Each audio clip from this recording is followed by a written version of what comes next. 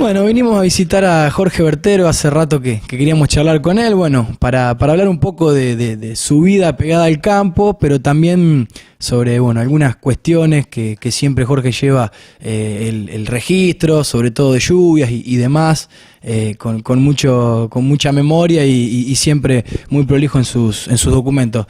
Bueno, Jorge, para empezar la charla quería preguntarte, bueno, ¿cuáles son tus primeros recuerdos en el campo? ¿Cuáles son las primeras labores que empezaste a desarrollar? Bueno, yo en el campo comencé después que vine del servicio militar, así que hace 48 años que estoy en el campo. Bueno, pasando siempre los momentos difíciles, fáciles, buenos, muy poco, pero bueno, complicados, generalmente en el campo esa es la situación.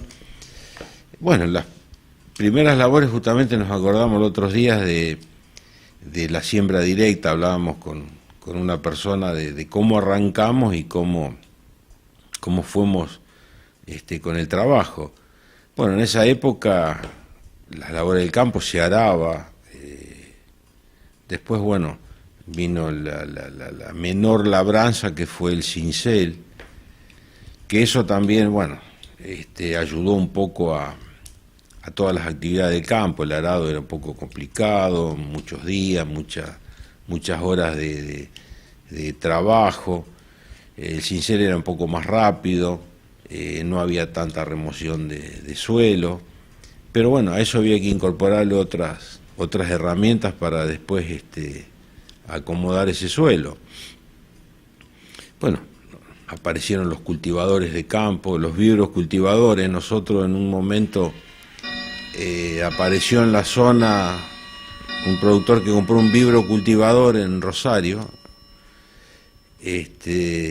No lo podían hacer funcionar, no había forma. O sea, es un aparato que tiene unas púas muy chiquitas y muy juntas. Cuando agarraba un poco de rastrojo, bueno, era imposible trabajar. Bueno, lograron acomodarlo.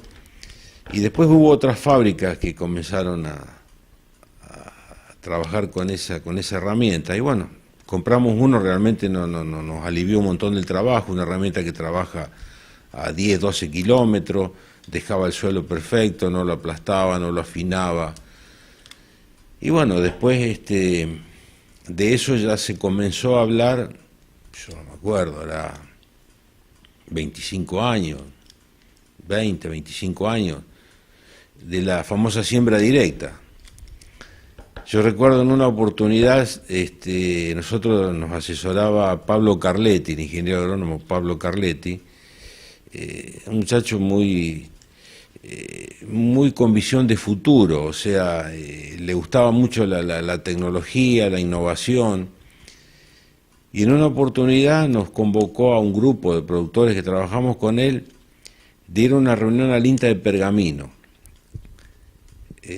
para ver cómo era el tema de la famosa siembra directa, que era eso, que todos lo imaginamos, pero nadie creíamos cómo podía sembrarse sin trabajar el campo. Veníamos de toda la vida de remoción de suelos a pasar a una siembra sin remoción de suelo.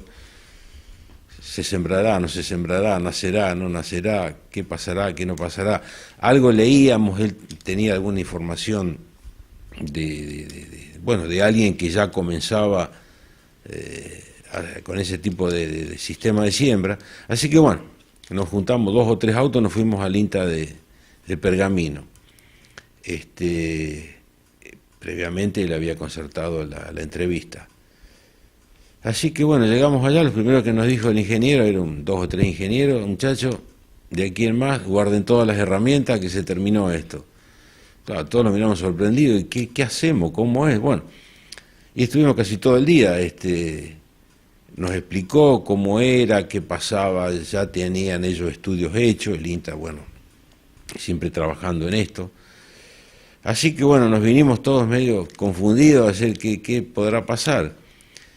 Y bueno, ya alguien comenzó, lo hizo, los resultados eran bastante buenos. Lo que pasa es que había que, bueno, coordinar, armar, programar un poco todo eso, porque es una cosa totalmente distinta, o sea, de pasar a sembrar con una cantidad enorme de labores durante el año, a no tocar absolutamente nada y sembrar, bueno, las máquinas no estaban preparadas, máquinas para siembra directa no había, hubo gente que las acomodó, las preparó, tienen que ser más pesadas, con mayor penetración de los discos, bueno, una serie de cosas. Así que bueno, despacito fuimos haciendo experiencia y se llevó adelante. La verdad que para la producción agropecuaria creo que fue una alternativa, o es súper interesante, porque hoy, justamente con los otros días con los chicos decíamos, si hoy tuviésemos que hacer las labores de suelo que hacíamos antes, los litros de gasoil que estuviésemos gastando, sería casi inviable poder realizando, porque hoy se fumiga, pero antes también se fumigaba. Así que bueno, no, eso realmente llevó un poco la situación a que cambie, a que mejore, a que bueno, se puedan adaptar mejor los cultivos.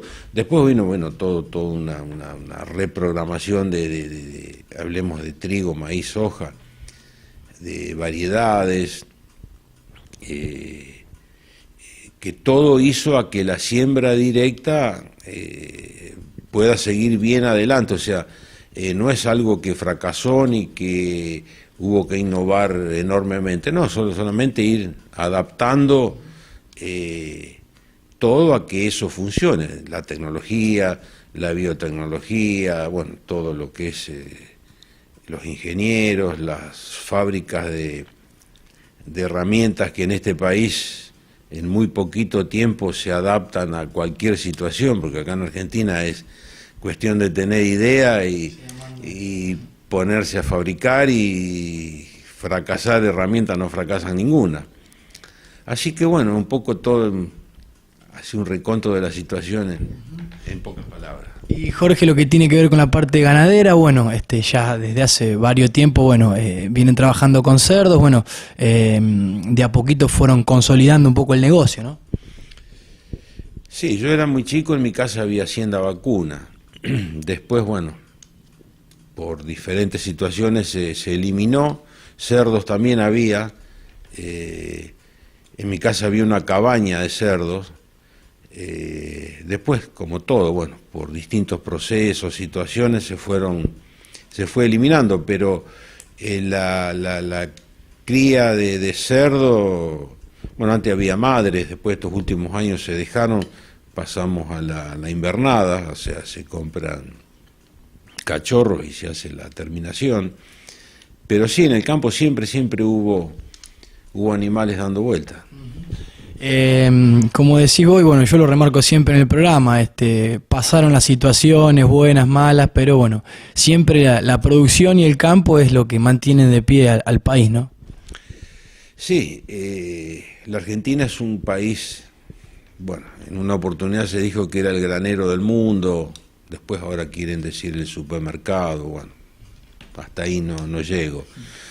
Pero bueno, eso que fue el granero del mundo, yo no lo viví, pero por lo que me contaban, eso fue importante después de la Segunda Guerra Mundial. Durante la Segunda Guerra Mundial, Argentina enviaba carnes a Europa, distintos tipos de cortes de carne, granos, y por eso la Argentina se consolidó tanto en el mundo por su agricultura, aparte del espacio, la superficie, el terreno.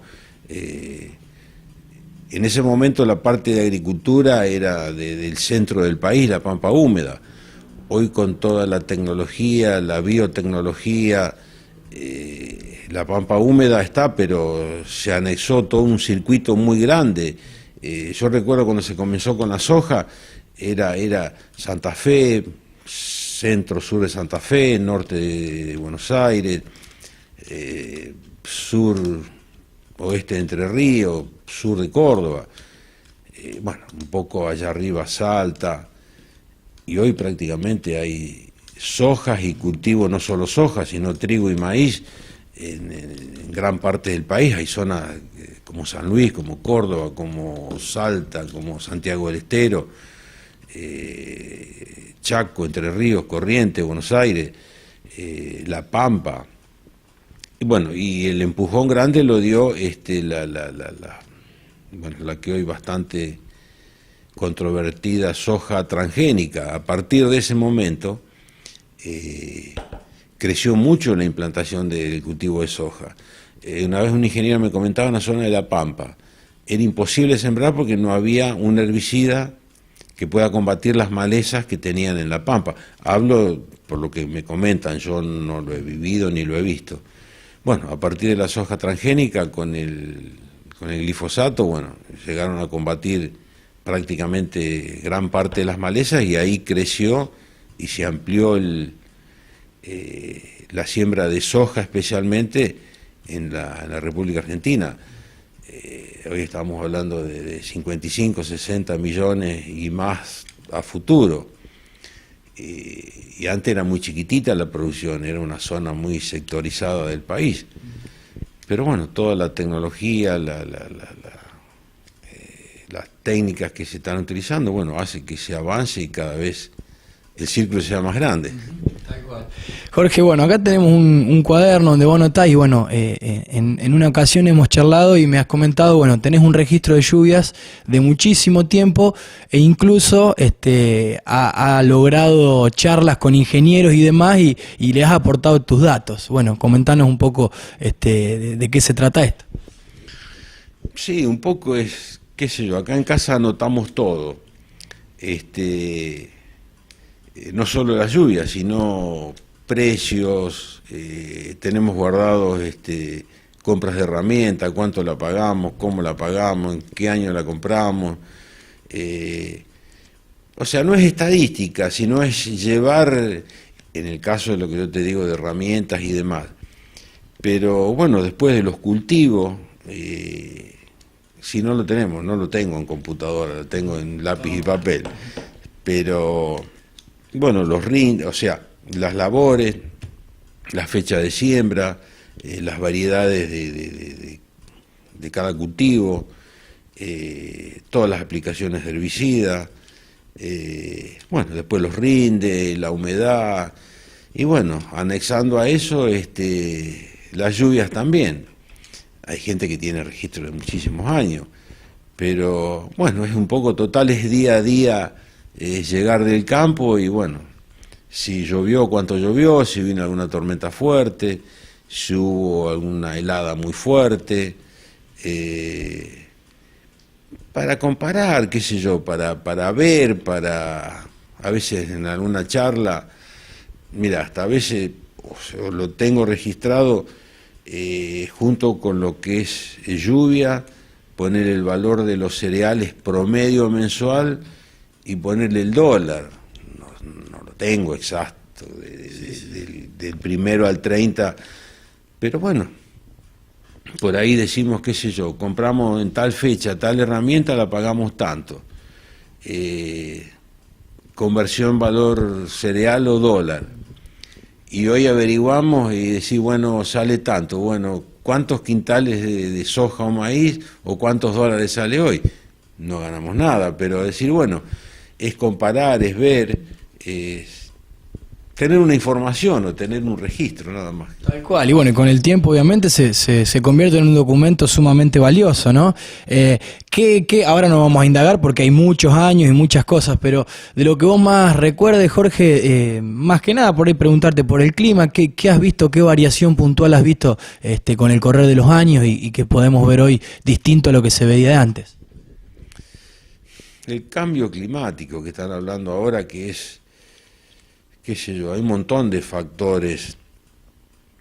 Yo mucho no hablo como productor, no hablo como profesional porque desconozco, es lo que escucho, lo que veo, lo que leo.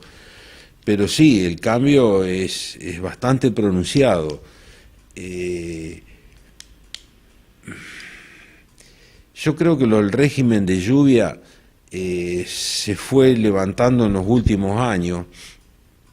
Normalmente teníamos, que ya mi papá lo decía, cada 10 años había un año complicado con excesos de agua, de campos inundados, pero se daba cada 8 o 10 años. Y ahora se está dando bastante más, se acortó ese espacio. bueno, tuvimos estos últimos 4 años, 2014, 15, 16, 17, que fue, bueno, creo que eso va a quedar un poco en la historia, ojalá quede en la historia todo lo complicado que fue. El año pasado, bueno, relativamente normal, o a escaso. Yo te hablo siempre de nuestra zona, como a veces charlamos un poco con algún ingeniero agrónomo y no compartimos ciertas ideas, pero digo, yo te hablo de mi zona, no me lleves a otro lado, yo del terreno que conozco te puedo hablar. Y bueno, este año aparentemente fue bastante normal también, o sea, normal. Hay situaciones difíciles. Este año se está hablando de que la cosecha de 17, 18 fue excelente, siempre tomando nuestra zona, muy bien los cultivos, las temperaturas, las lluvias, se pudo cosechar todo el mes de marzo, parte de abril, no llovió, cosechamos hasta altas horas de la noche, arrancamos temprano, fue bárbaro. Este año, bueno, el problema que veo o que tuvimos es que se sembró, nosotros pudimos sembrar el maíz en septiembre, fines de septiembre, que durante muchos años no se pudo hacer por temperatura, falta de humedad, bueno, nos íbamos a octubre. Contento porque habíamos logrado sembrar bastante temprano el maíz. La soja se demoró un poquito, nosotros generalmente el 20 de octubre comenzamos la siembra, este año bueno, se fue a los primeros días de noviembre, no hay mucha diferencia, pero bueno. Y después tuvimos un periodo muy frío, lo que fue todo noviembre, noviembre hasta mitad de diciembre. Hubo días muchos días fríos, muchos días con temperaturas muy bajas, poco sol. Y bueno, la preocupación era que el maíz había nacido, la soja había nacido, pero no desarrollaba. O sea, la soja desde que se sembró tuvo un par de hojas y llegamos a mitad de diciembre y no avanzaba. A mí me preocupaba, la ingeniera me decía, no te hagas problema, que después cuando arranquen las temperaturas se van a normalizar. Bueno, ponele, pero no me gustaba. Y bueno, un poco se está viendo en los rindes, que es lo que uno más o menos consulta, ve, pregunta, o nos ocurrió a nosotros. Los rindes de soja de primera están entre 3 y 5 quintales menos por hectárea que el año pasado. Y los maíces entre 4, 5, 7 quintales más que el año pasado. Yo creo que fue un poco de la amplitud térmica. No soy ingeniero, hablo como productor, estoy totalmente equivocado. Y lo que me están comentando que la soja de segunda, nosotros no tenemos, con un excelente rinde, porque pasaron todo ese periodo frío, fue sembrado en diciembre, cuando ya las temperaturas comenzaron a elevarse, y bueno, todo hizo a que ese cultivo pueda llegar a un buen final. Pero de todas maneras los rindes son buenos, o sea, son aceptables totalmente. Puede haber lotes muy puntuales con más o menos rinde, que eso se da, es normal, no es algo tan puntual, depende de los lotes altos mejor, los lotes bajos un poco peor, pero no, el año pasado y este año, bueno, bien, nada que ver con los otros 4 años anteriores que hemos padecido de tener que llevar acoplados a 4 o 5 kilómetros, no podíamos entrar por los caminos, cargar camiones donde podíamos, salir camiones con 10, 11, 12 mil kilos, equipos completos, encajarse, ir a sacarlo. Hay un cambio, o sea, ya te digo, esos 4 años fueron muy complicados, que yo nunca los había vivido, o sea, tener temporales en abril, mayo, bueno, de varios días de lluvia, pero después ya está, pero tanto tiempo así. Para colmo, el problema grande que tenemos acá en esta zona es que son superficies muy planas, y un exceso hídrico no es fácil manejarlo. Aparte, bueno, los caminos por suerte ahora comenzaron a arreglarlos, a hacer más cunetas, hacer más drenaje, hacer canales, que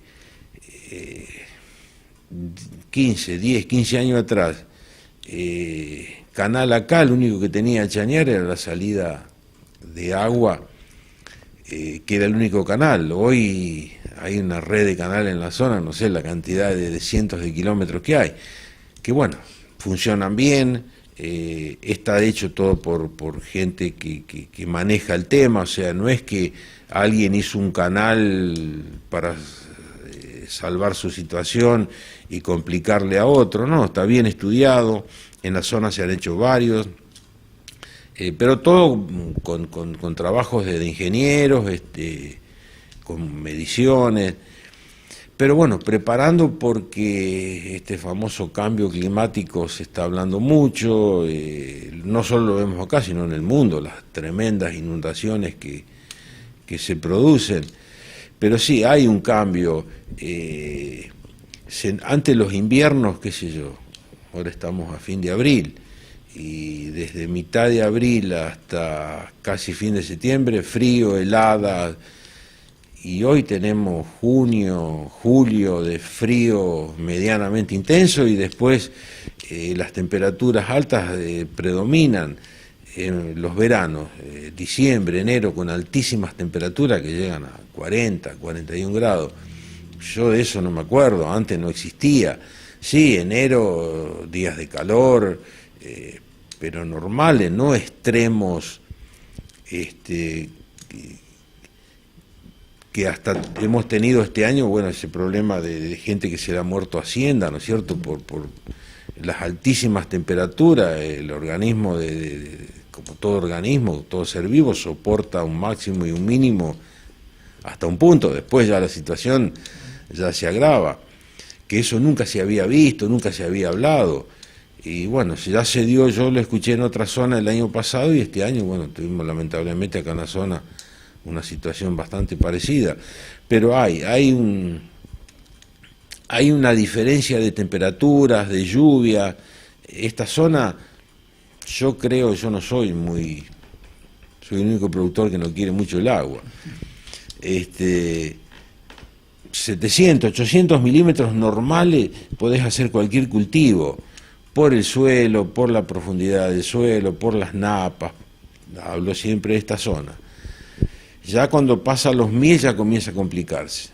Y estos últimos años andábamos en 1200, 1400 milímetros y ya es muy complicado, aparte años seguidos, o sea, no alcanzaba en el verano a drenar, a evaporar, que ya comenzaba, o sea que los bajos siempre llenos, los caminos cortados, cantidad impresionante, caminos pocos transitados donde las comunas no los arreglan o los productores no transitan por esos lugares, es imposible transitar. Pero hay un cambio, hay una diferencia de temperatura, de lluvias, de lluvias bastante violentas. Estamos viendo estos últimos, qué sé yo, marzo, abril, tormentas que acá en la zona han provocado destrozos.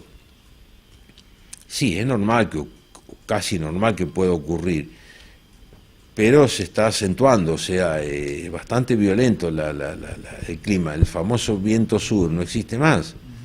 Hoy tenemos viento norte de 350 días al año, invierno, verano, otoño, primavera. Es lo que a veces hablamos con los chicos, ¿por qué todo está construido con mira hacia el norte? Por los vientos sur. Vamos a tener que dar vuelta a todo, ¿no? Porque ya el viento sur, lamentablemente, cuando viene, como estas últimas tormentas, es para hacer algún destrozo y después al otro día arranca viento norte, que es una cosa que llama la atención. O sea, desapareció el viento sur. Y bueno, todo eso se me ocurre, puede ser un factor de todo este famoso cambio climático. Jorge, bueno, muy claro, un gustazo haber charlado un rato. Bueno, otra visita seguro vamos a tener en algún momento, así que bueno, muchas gracias. No, Tomás, qué sé yo, si en algo pude aportar y si es positivo, bueno, y si alguien te recrimina algo, soy yo culpable.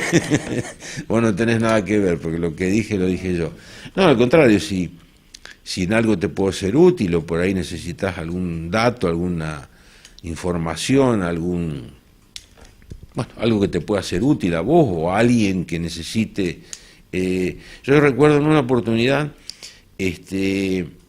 acá venía un astrónomo, bueno, y charlando con un muchacho, hablamos de que las lluvias se producían, o él comentaba, en cuarto menguante y con la luna fuerte no llovía.